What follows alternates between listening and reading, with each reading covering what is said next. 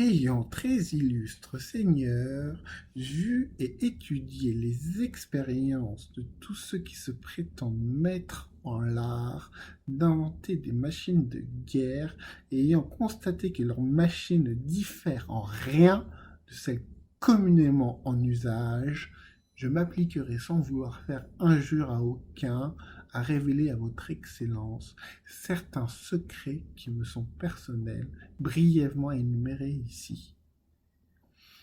J'ai un moyen de construire des ponts très légers et faciles à transporter pour la poursuite de l'ennemi en fuite. D'autres, plus solides, qui résistent au feu et à l'assaut, et aussi aisés à poser et à enlever. Je connais aussi des moyens de brûler et de détruire les ponts de l'ennemi.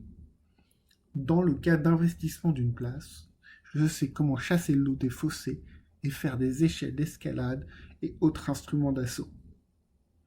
Si par sa hauteur et sa force la place ne peut être bombardée, j'ai un moyen de miner toute forteresse dont les fondations ne sont pas en pierre.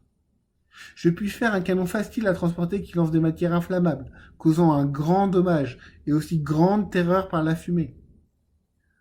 Au moyen de passages souterrains étroits et tortueux, creusés sans bruit, je peux faire passer une route sous des fossés et sous un fleuve.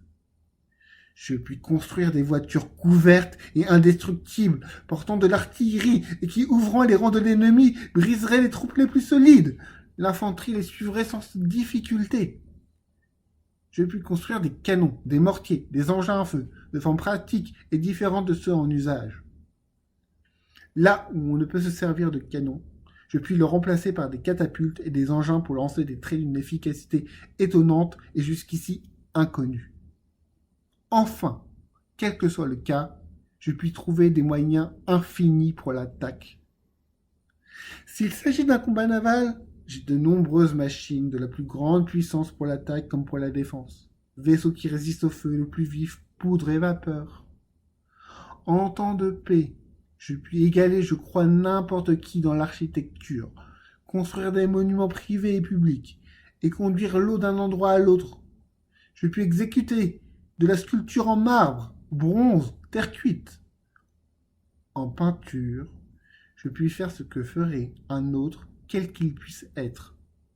Et en outre, je m'engagerai à exécuter le cheval de bronze à la mémoire éternelle de votre père, de la très illustre maison de Sforza.